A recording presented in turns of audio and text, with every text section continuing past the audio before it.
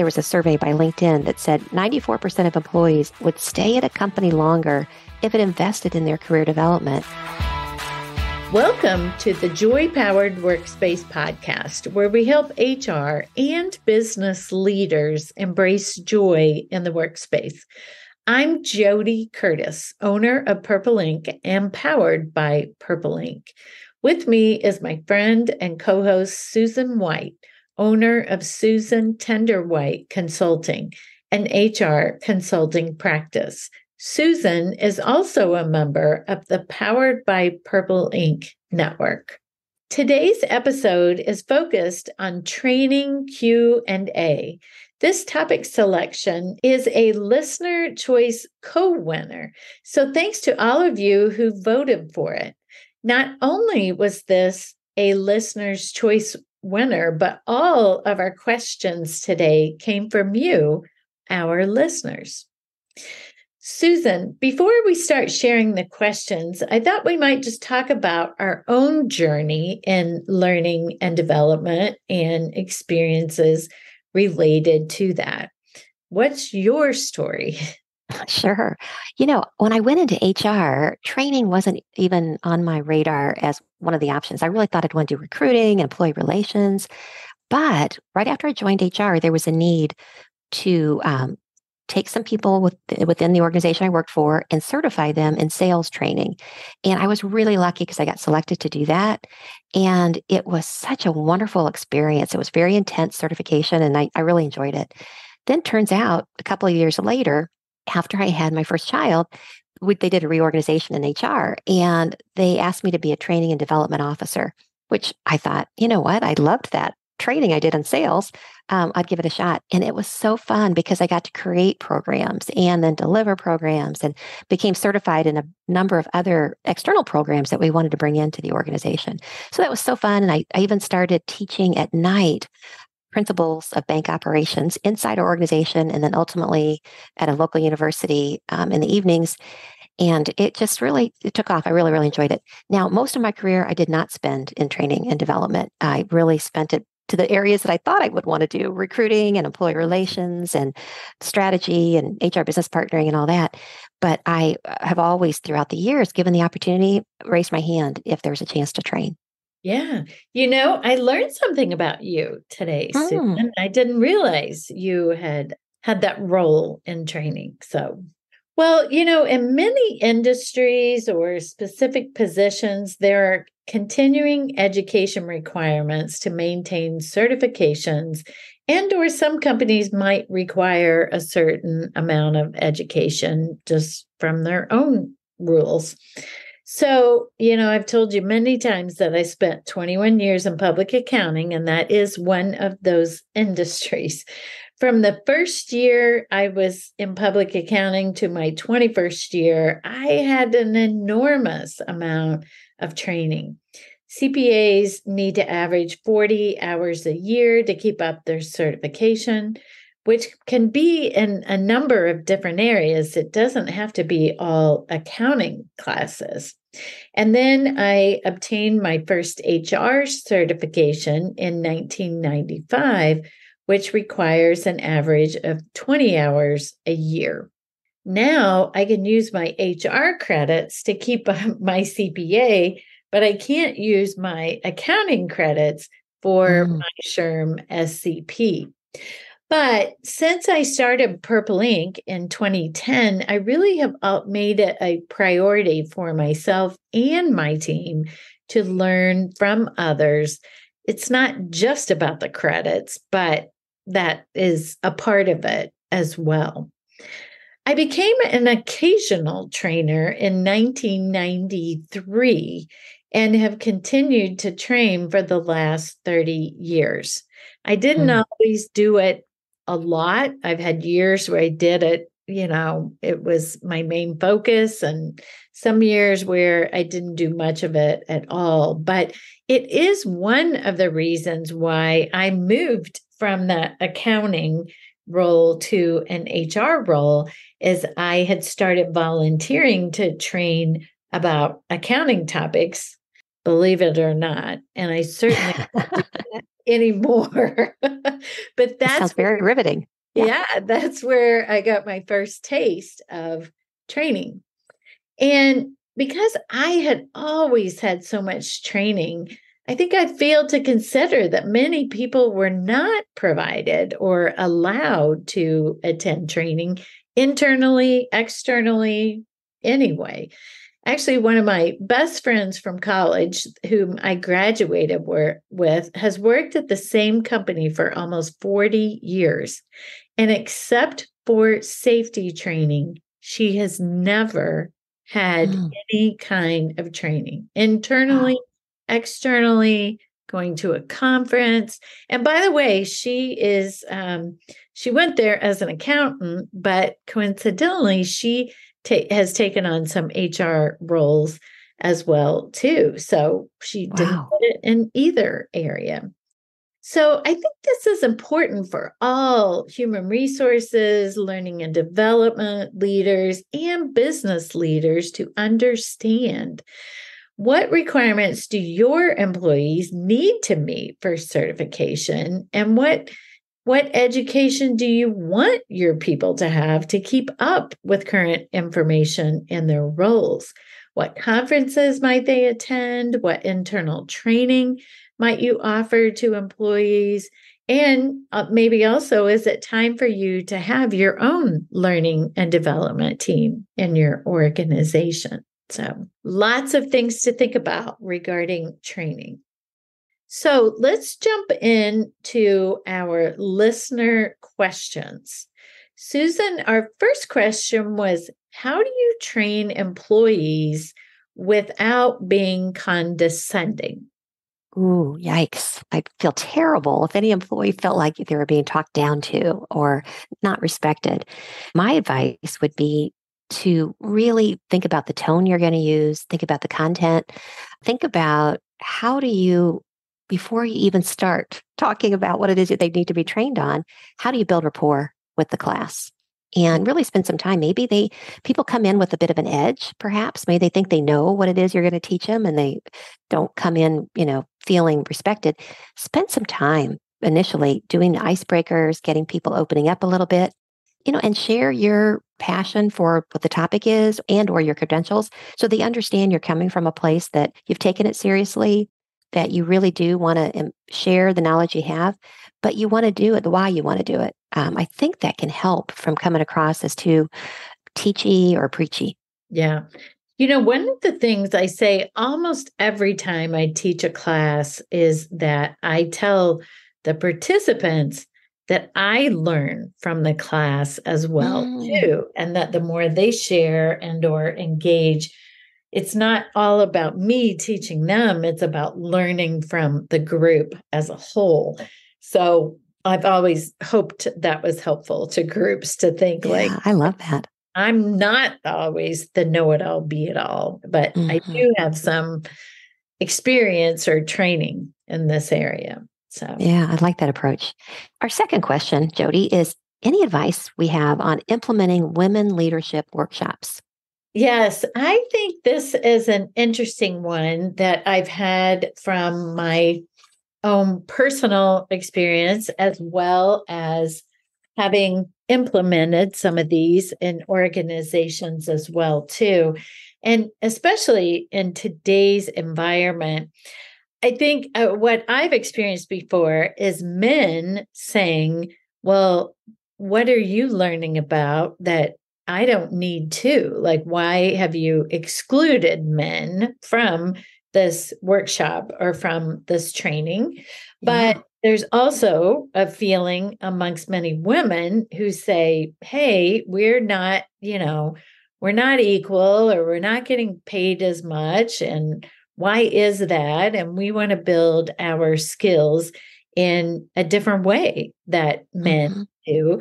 So I think you have to be careful if you're implementing one internally to be open. We have a client who has over 1,000 employees, and they do separate women leadership workshops, but they do open them up to anyone and everyone. Good. Yeah. And they do have men who attend based on what the topic is. So they're not being exclusive, even though, I'm sure some men don't feel welcomed at them either. So anyway, I think it can be a little bit tricky. I'm all about learning, and if there's things that we can teach that are different for women or that women would feel more comfortable talking about in a group of women, then let's do it. With your experience, what are some of the topics that you have seen put into women leadership workshops? Yes. So, one in particular that I went through 20 years ago talked about business development for women, which I found I still to this day remember some things I learned from that talk. And one was that a lot of men do business development around sports activities. They might be golfers and invite their clients or prospects for to do a round of golf or to play in a golf tournament. And that was a great way to get to know those prospects or build relationships with clients as well. Now, obviously, women can do that as well too, but they might not be as interested in that or wanting to do it that way. And so one of our senior leaders in my organization, when I went through that, was talking about how she loves music and she loves going to the symphony and going to concerts, and that she found herself more comfortable if her husband attended with her, and then she invited a couple to join them on an evening or for a dinner, something like that as well too, thinking that it might seem odd. Certainly doesn't need to, but this was her experience, that she felt a bit uncomfortable inviting a male, which many of her clients were. Sure. Good or bad, that was the reality. And so she found different ways to connect, Get there. to do business development than women.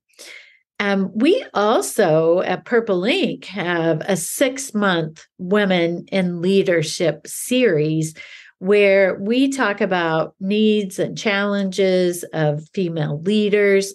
It can really be for women at any level in an organization, around barriers that women might feel they have or that maybe they actually have as well too. So yeah, that makes sense.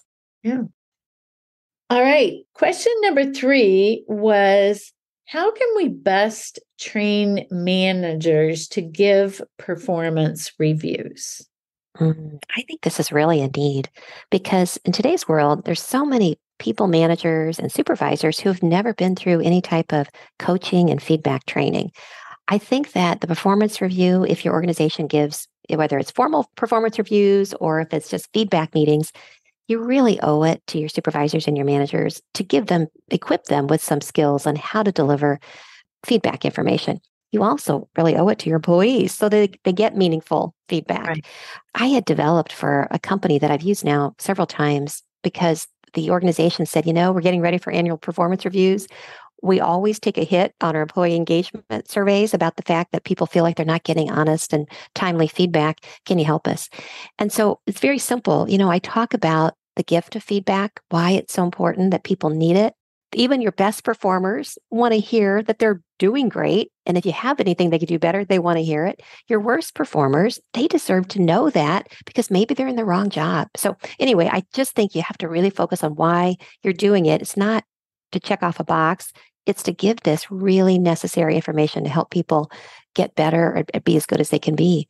And then I do think you need to role play with your managers and say, I'm going to give you some scenarios. And it's really easy to come up with different types of scenarios that managers are going to face where they're going to have to tell people things they may not want to hear. Role play it with them. Let them get comfortable. Give them coaching in the moment advice. And then, honestly, I think it's important that you get feedback from your managers after they've delivered performance reviews, after you've trained them, to see what did you miss? Is there anything that we could tighten up? Is there anything you wish you had known before you did that that might help? And then I would also get feedback from employees. How was your performance review? Did you get the information you needed? Is there anything you wish you would hear or could have asked, that what could have occurred in that meeting that would have made it more ideal for you? Right. Okay, so question number 4, JoDee, how do you help HR leaders teach their managers how to delegate? I think this is one of the most important things that we can teach leaders, and that I have found over the years. I have taught people in delegation courses or classes, or just talking about it one-on-one. I've taught people who have, 1, 2, 3 years experience, and I've talked to people who have 40 years of experience on this. And I find no correlation between their experience or their level in the organization. But I do tell those younger and or people with less experience that is a skill set, if they learn early on, will carry them through their entire career. And I personally feel there's a lot of things I don't do well, but delegation is, I think, a superpower of mine. That's great. I'm not afraid to delegate. I love to delegate. And I've had many people over the years who have come back and thanked me for delegating effectively to them, because then they learned how to do it. But ultimately, the answer to the question, I think, is the same as what you said about performance reviews, is that people need to understand, why should I delegate?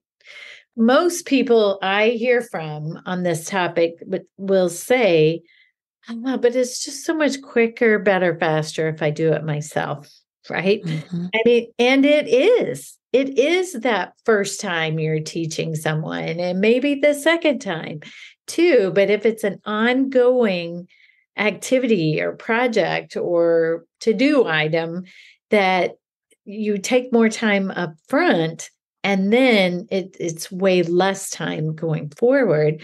And another thing I'll say is, a year from now, do you want to be doing exactly what you are doing right now?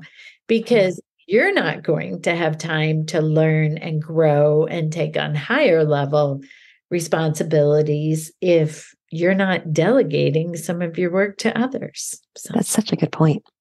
Okay, question number 5, Susan, was on different training options, maybe training plans or structure for grooming potential succession candidates. I know you personally have done a lot of this yourself. So, what's your secret for this? Oh, yeah. I am such a big fan of organizations spending time, at least annually, thinking about their succession plans for all their critical roles. And part of that is, first of all, understanding who are our critical roles, what are the competencies, the technical competencies necessary in each of those roles. And then as an organization, to be a top leader here, what are those behavioral competencies we need? Once you figure that out and you identify in the organization, we have some emerging talent. We've got people who could assume a bigger, better role over time. You're probably going to recognize that there's very few, if anyone, who's fully baked or ready. And in fact, there was a survey by LinkedIn that said 94% of employees would stay at a company longer if it invested in their career development. Cha-ching. We know that we've got people who have got skills that we could develop. We know that employees, if they're going to stay with you, if you will invest in them, this is a really, I think, easy and smart path to follow. Decide, all right, we've got these potential successors. Put together individual development plans and the types of things you might want to include on there. First of all, if there's any courses that they might need, maybe from a technical standpoint, they would do well if they go ahead and get their MBA, or they would do well if you went ahead and got them some more accounting classes, whatever it is. Academically, is there anything we could do to shore them up? Secondly, what type of exposure do they need to have? In that development plan, maybe you want them to do a job swap for a period of time or rotate them through some areas that's going to give them a broader understanding of the business. I've seen organizations say, we have a really good analytical person here that is brilliant. We can't afford to lose. Maybe if you want them to someday perhaps be your CEO, maybe they need to spend some time in sales and some time perhaps in the production area so that they get a real understanding. Doesn't mean they have to be there for 7 years, but maybe Right. 7 months, right? So how do we expose them to some other things? And then I guess, there's many other things you could do, but I love assigning somebody a mentor, somebody in the organization that has a totally different experience than they do, who can be a guide and kind of challenge them with different types of thinking. I think can be really smart investment in your people. Yeah, love it. Question number 6. This is, I think, one that I'd love your answer on this because I don't have one. How do we teach employees the art of patience? Yeah. Well, actually, I was hoping you had a good answer to this one, Susan, but and if someone does have a good method for this, let me know because I would like to sign up for the class. Amen. So I'm not sure exactly what our listener was wanting to get from this, but I will tell you, I think life is about setting expectations. Right. And, if I'm on the phone with someone or I'm in a meeting and someone says, I'll get this to you right away, and I don't get it, I'm going to lose my patience really quickly. But Mm-hmm. if that person would say, I'll get that to you next Friday, right? Then I Mm-hmm. know what the expectation is. And I don't have to keep bugging them. I don't have to reach out to them. We agreed, assuming we did, that Yes. it'll be ready by next Friday. So I just think the key to that is for people at all levels, right? To set expectations. If your manager comes to you and asks for something, you can say, I could get this done by next Friday, or I could get this done this afternoon. But you can set the expectations as well as their manager could set that expectation too. I need this next Friday. This is why I need this next Friday. This is why we have this due date. And just be better at explaining the timelines or communicating better as well too. I think that's really good advice. I often hear from clients that they have people in their workplace that are impatient for that next promotion, that they come in, they've been in a job 4 months, feel like they learned it, they're ready for the next job. And I think it goes back to your answer is that if that is not the pace at which your company promotes, it's being really transparent and saying, I want to share with you that normally we look at people who've been in a role for 2 years before we think about promoting them. That may not be the same timeline that you're on, but we want to be fair. We don't want you feeling restless. If it's better for you to make a move to another company, no, we support that as hard as it is because we really like you, but you got to be real about it. Otherwise, you can really disengage that impatient employee. Right. And a lot of assumptions are made based on that too, right? Somebody might Mm-hmm. think, I think I'll get promoted this summer. And then they're devastated. But if they had Mm-hmm. been had that expectation up front that, we're really going to consider that when you've been here longer. Yeah, that's great. My husband always says that he thinks the key to a happy marriage is low expectations. Then you're just constantly delighted. I don't know if it's a compliment or not, but he says, yeah, I don't know. Yeah, that's right. Susan, when is the best time to launch sensitivity training? Well, first we should start with, how we would define sensitivity training. It's really, I think, training that aims to help employees within an organization to acknowledge and respond to attitudes and behaviors that may unknowingly offend others.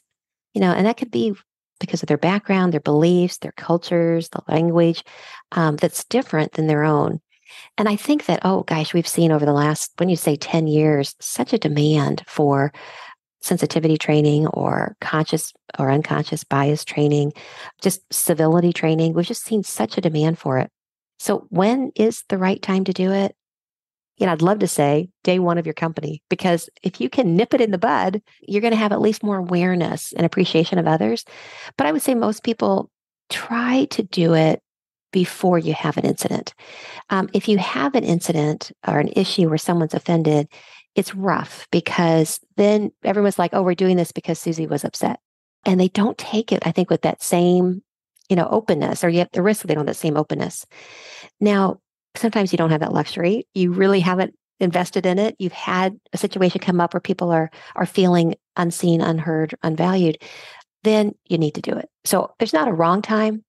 The right time is before your hair's on fire. Yeah, exactly. JoDee, this listener would like to have some specific examples of third-party vendors who provide assessments. Do you have any recommendations? Yes, I'm a really big fan of assessments too. It helps us learn more about ourselves, and it helps us learn more about others on our team and how their work style, what are they looking for, all kinds of different things. And some assessments are better used for specific things than others, right? I mean, some Clifton Strengths Finder, for example, is not validated for recruiting purposes, but Predictive Index is validated for recruiting purposes. So make sure before you look into these that you really have defined what is it you're trying to accomplish in doing this. And then choose the best one that will be focused. And maybe that's team development, maybe that's recruiting, maybe that's being a better leader by identifying the styles of your team members.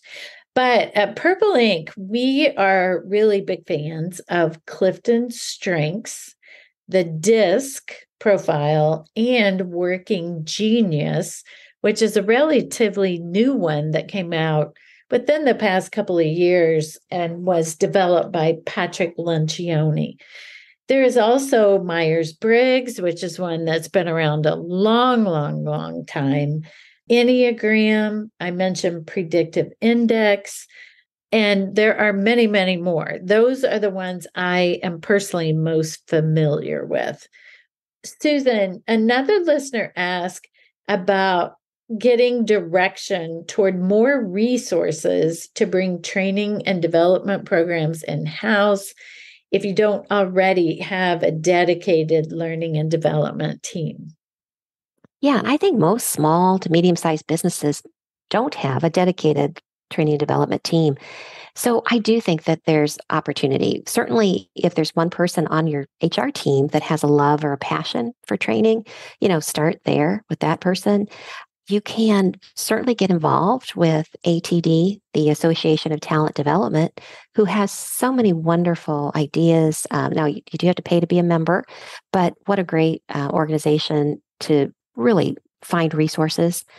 I'm a big fan of LinkedIn Learning. Depending where you live, your library, if you have a library card, you may have access to all the LinkedIn Learning curriculum.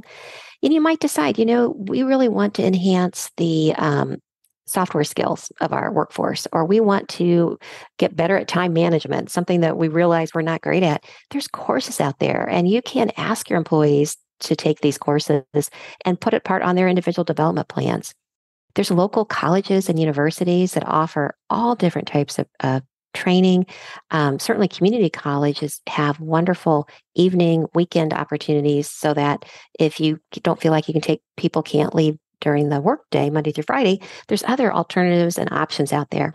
And of course, there's also consulting firms out there like Purple Ink, like myself, Susan Tinder White Consulting, that we're happy to build one-off programs for individuals or deliver. JoDee, you have a wonderful repertoire of courses that right on the shelf that probably will fit the needs of many, many clients. So I don't think you have to necessarily go and ask for a huge budget to start a training development organization within your organization. At the right time, it makes absolute sense. But as you're evolving, growing, I would tap into some of the external resources available to you. So our 10th question is the cost of team building. This particular listener says, we're on a budget and can really use some pointers.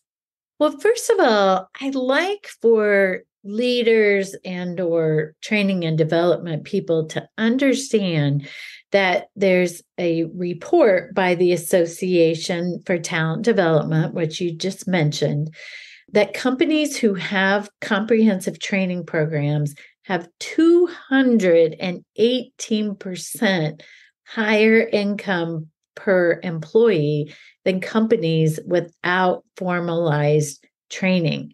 I know Wow.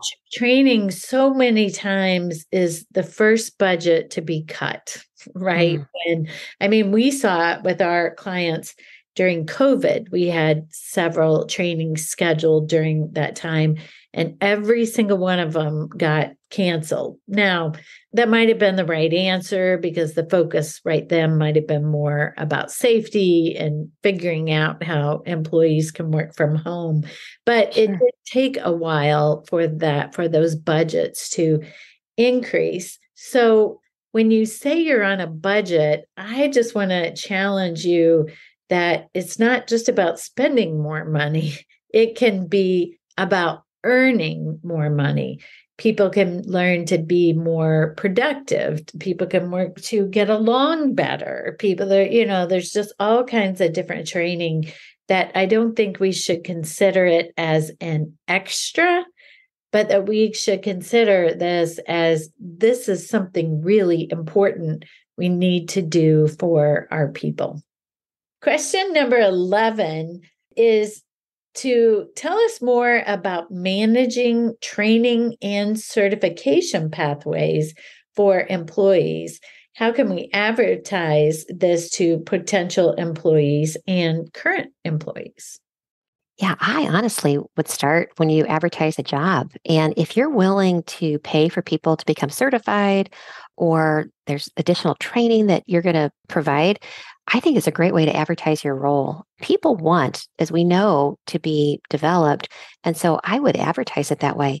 I also think that internally, you always try to re recruit your team members every single day, letting them know that we will pay for your certification or additional continuing ed hours and making sure that that's not something that people like hear about, but they don't really know about. So I would make sure that I'm blasting information about it periodically in our company newsletter or on our website. And even maybe being as specific about different roles that you have today and what the roles that people could aspire to, what if you have a feeder group of a particular role that you tend to promote from, giving, scenarios and case studies of testimonials of people who have actually risen in your organization. What was the additional education the organization provided for them?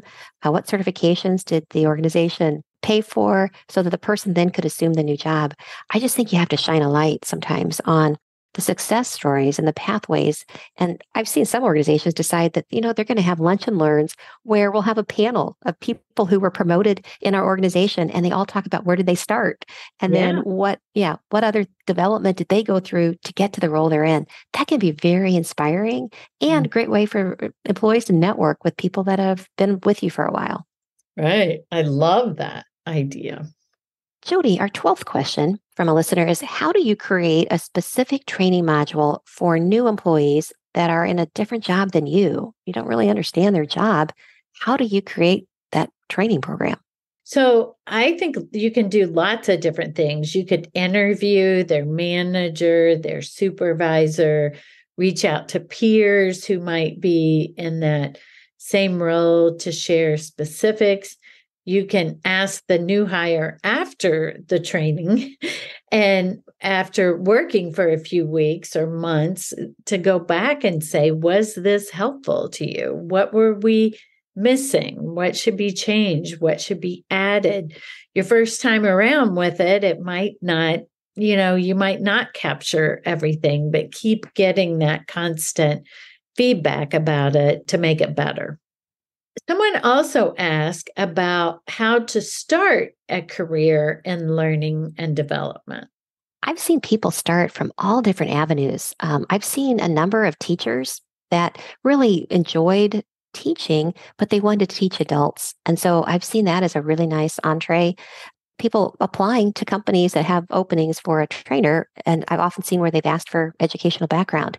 So I think that's a good way. I do think there's many HR professionals out there that they really enjoy when they get a chance to get in front of a group. And so I would ask, you always say that closed mouths don't get fed. Raise your hand when there's a new opportunity coming along to do some training. Ask to do it.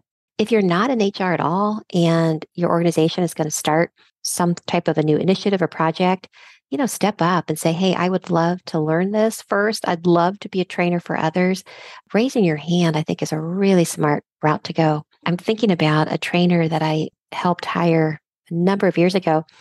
She had been doing comedy. She had gone through Second City and she just loved working with the crowd. She'd never trained a day in her life. And when we interviewed her, we just said, oh my gosh, we've got to get this person in front of people. I think she's bright. We can teach her the mechanics of what we need trained, but we're never going to find anybody who's got that presence. And I still stay in touch with her. And she's to this day a phenomenal trainer. And she's even grown her skills in content development, instructional design. Really, really fun. So I think I would say there's really no barrier to what you've done in the past if you have a desire to start in training and development. It's volunteering, asking, posting, and getting your name out there. And then finally, our last listener question on this topic, JoDee, is how can HR best support managers with varying levels of leadership training, or even if the training is standardized, varying levels of skill and experience? Yeah, so this can be tricky, right? And I have been in courses like this and I have taught in courses like this. But one of the things I mentioned earlier was, well, two things I mentioned earlier. One was about setting expectations, and two was creating a learning environment where people can learn from each other. So, one particular manager training that I've taught for many years, I just recognize the fact that people are at different levels. And, I might say, I know that several of you have been leading people for a while. For some of you, this is brand new to you. And some of you are just starting to do this. So would love to hear more about your questions and experiences that you can share on this topic too. So instead of trying to avoid the topic and act like everything we say is going to appeal to everyone, just recognize that, hey, this can still be valuable to everyone. We hope the experienced people add on and pick up a few tips to do it better, but that a brand new person can be learning and growing into this skill or manager role as well, too. Makes sense. I don't know who said it, but I think we've all heard this probably many times, that someone once said, what do you do if you train your people and they leave? But it is suggested the real question there is, what if you don't train them and they stay, right? Mm-hmm. So Right. don't we also, as leaders in organizations, want our people, not only you mentioned about the retention and how that is so much better if we give them those opportunities, but also for them just to learn and grow and better serve your organization. Yes. So typically we have a separate listener question, but today we had 14 listener questions. So That's probably enough. I did not add a separate one today. But in the news section, in a 2023 study by Bamboo HR on what does a human resource leader look like in 2023. Susan, why don't you kick us off? Sure. While 100% of the Fortune 100 companies have human resource leadership, only 35% of Inc.'s 100 startups have dedicated HR support. And of those startup companies, 81% of them, women, lead HR.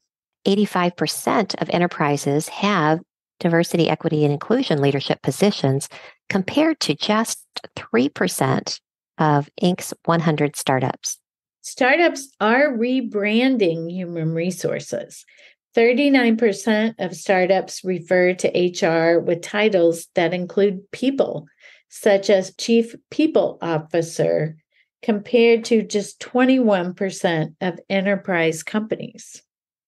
Just 1 in 5 HR managers hold certifications from the Society for Human Resource Management, SHRM, or other professional organizations. Interesting. That really surprised me. Yeah, me too. HR managers at Fortune 100 companies have 4 times as many followers on social media as compared to HR leaders at startups. I thought that was an interesting statistic. Mm-hmm. And HR managers are LinkedIn power users, with 80% accumulating 500 or more LinkedIn connections. Interesting. Well, thank you for joining us today, and make it a joy-powered day. Thank you. If you would like SHRM recertification credit for listening to this podcast, please visit getjoypowered.com/SHRM. You'll find an evaluation of the podcast, and once you complete the evaluation, you will see the SHRM recertification credit code and a link to a proof of participation certificate. Again, that's getjoypowered.com/SHRM. Thank you for listening, and thanks for your dedication to the HR profession. If you liked the show, please tell your friends about it and let us know what you think by rating and reviewing us on Apple Podcasts. You can learn more about Joy Powered at getjoypowered.com. Check out the Joy Powered shop, where you can order our books, journals, and other items that power our joy at getjoypowered.com/shop. We're at Joy Powered on Facebook, LinkedIn, Instagram, and Twitter, and you can email us at joypowered@gmail.com. We hope you tune in next time. Make it a joy-powered day.